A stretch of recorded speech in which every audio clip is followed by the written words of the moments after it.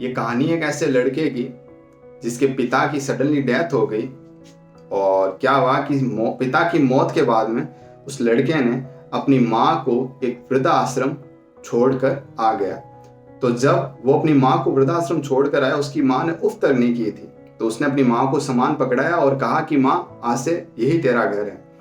उसकी माँ ने कहा, कोई नहीं बेटा, मैं कैसे करके अपना गुजारा कर लूंगी ना, तू और बहू खुश रहना बस।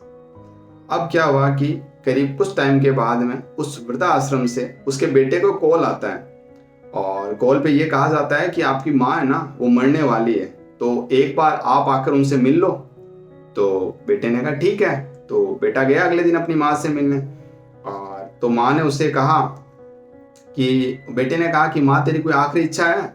तो बेटे ने कहा, माँ ने कहा हाँ बेटा, मेरी एक आखिरी इच्छा है कि क्या, एक तो ये जो वृद्धाश्रम है ना, इसके अंदर एक फ्रिज लगा देना यार, है ना, और है ना यहाँ पर 10 एक पंखे और लगा देना। तो उसने कहा ठीक है माँ, जैसी तेरी इच्छा। बेटे को एक चीज समझ नहीं आ रही थी। बेटे ने कहा कि माँ वो सब तो ठीक है यार, लेकिन मेरे को एक चीज ये समझ नहीं आ रही है, तूने जिंदगी में कभी मुझसे कुछ नहीं मांगा। तूने अपनी लाइफ मतलब यहाँ इतने साल इतने टाइम यहाँ पर स्पेंड किए, तब भी तुमने कुछ नहीं कहा। अब तू मरने वाली है और मुझे अपनी आखिरी इच्छा बता रही है, कारण बताएगी माँ? तो उसकी माँ ने हंसते हुए कहा, बेटा मैंने तो कैसे करके गुजारा कर लिया इस अनाथ आश्रम में, बेटा तू नहीं कर पाएगा। तुझे बिना कूलर फ्रिज के ठंडा पानी पीने की रहता है, बिना पंखे के, और तू तो बैठता भी नहीं है ना। जब तू मुझे यहाँ छोड़ने के लिए आया है तो तुझे क्या लगता है तेरी औलाद तुझे यहाँ छोड़ने के लिए नहीं आएगी क्या? उस बेटे की आंखों में आंसू थे, क्योंकि उसे पता था कि उसने अपनी माँ के साथ गलत किया था।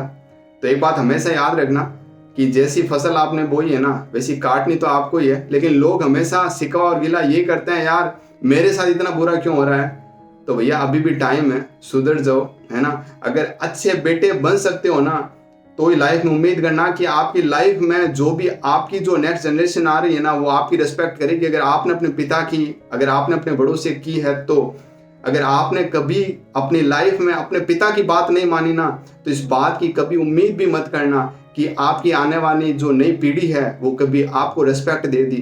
क्यों? क्योंकि रीजन ये है ना, आपने कुछ दिया ही नहीं ना, और जैसा बोआ है वैसा तो आपको काटना ही पड़ेगा। अगर अच्छी लगी हो तो धन्यवाद।